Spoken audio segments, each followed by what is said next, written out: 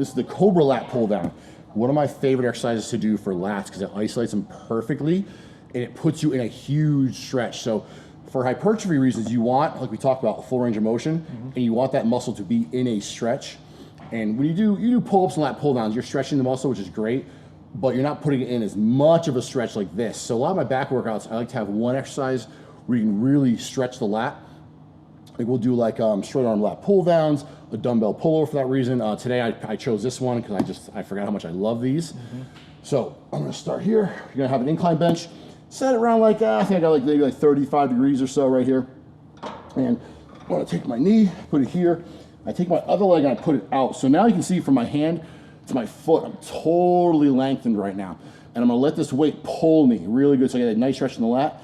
And I'm gonna pull, not just with my hand, but I'm thinking about my elbow. Just like any other back exercise where we're doing pull downs or rows. You wanna think driving the elbows back. So I'm gonna drive my elbow down, really squeeze. Open up, big stretch. Instead of I'm even leaning into it this way to get a greater stretch, and then come down and squeeze.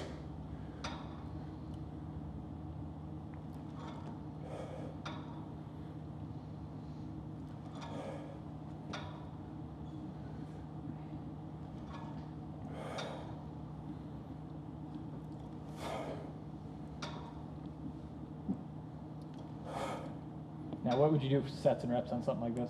I always do at least 10, which I'm doing right now. Yep. I wouldn't do any less than that.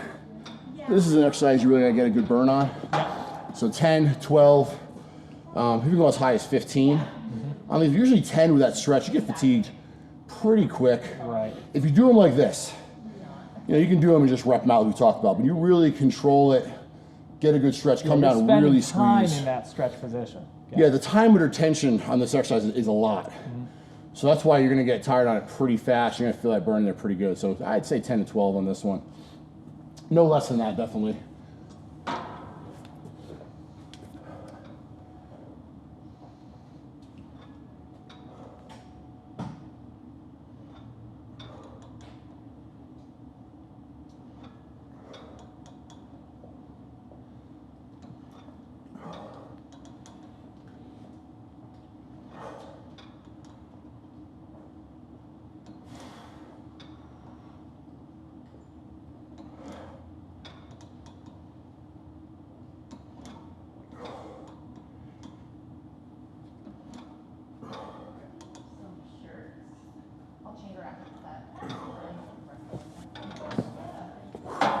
And it just has a cool name too.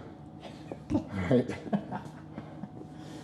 Yeah, actually, it's funny because I forgot about those until you brought that up. Yeah, well, as we work out together, I always like to have a stretch exercise, and I was like, oh, Cobra Lat Pull downs. I haven't done this in a while. But you think of the Cobra that comes out, you kind of like you do them, you kind of feel like that right now. I got lots of super pumped up. Sideways through this door. And like, how many exercises really give you a good lat pump? Because you do pull-ups, lat pull, and row, whatever. Usually, kind of feeling arms, everything else. This one, fully isolated right there. And you don't need a ton of weight. No, I mean, I've been working my up, so I got 100 pounds. Yeah, which for right now. This is a lot, I guess. Yeah, I do a lot of back work. Back's my favorite thing to train. Yeah. And for bodybuilding, it's my best body part because it's my favorite thing to train. Yeah. But yeah, you don't need a lot of weight here. It's more about, it's not about moving the weight, it's controlling the weight and what you feel for bodybuilding. And I think a lot of people forget that when you're in that fully stretched position, you need to be able to really drive that elbow down to be able to get out of that stretch, because you even just spend time there. If you just use this as like a loaded stretch, you'll realize quickly that muscle fatigues out pretty quick. Yeah, I can hang out the stretch, but like you said, I have to drive that elbow down forcefully. Yeah. The positive, the concentric, I don't do control. That I do an explosive motion on because you're going to work more muscle fibers that way. Yeah. But then I also noticed that eccentric, of you getting in that stretch position, you were controlling that as well. Yeah, that is absolutely controlled. The eccentric needs to be. Yeah. Yep. It's like that one from Dorian Yates you guys share. Controlling the eccentric is one of the probably the least focused parts that people do. They don't control the weight down. Right. And for hypertrophy, you're missing out. Absolutely.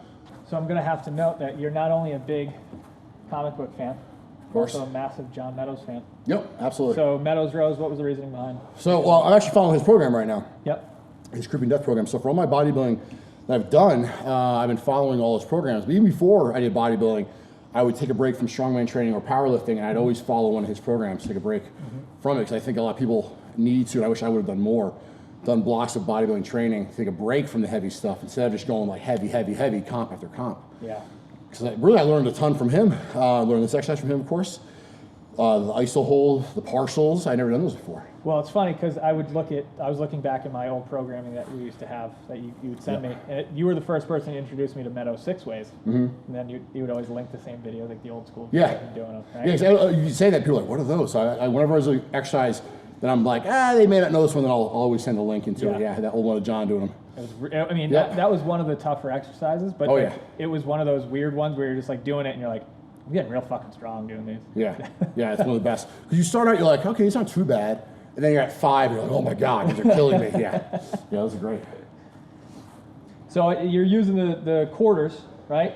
Yeah, I'm doing that so we can get more range of motion on this. And I've seen people do 45s, but if you're going to use 45s, your range of motion is going to be a lot less for those plates up here. So now instead of me going all the way from here to here, I'm now starting like this, and I got to go at a higher position like this. Right. So really, when you do any kind of rowing motion, you want to be lower. My body position needs to be lower for a greater range of motion, where it's like bent over barbell rows. If I do bent over rows like this, it's not much of a range of motion as opposed to here. Right. It's a huge difference. So we talked about earlier about range of motion. For a back movement for a row, you absolutely want the greatest range of motion, because you can load up more weight and do, but you're really not getting anything out of that. Right. Yeah. So we have the handle here. I mean, I'm not sure if I'm gonna use it or not. I do have my straps, because I do like hold. Because then again, if I use the handle, range of motion is a little bit less. So we'll see. I mean, that's actually not bad. But if I use my straps, usually I hang on to the bar here. And then when it gets a little heavier, I'll put the straps on. But for now, work a little more grip, which is always a good thing too.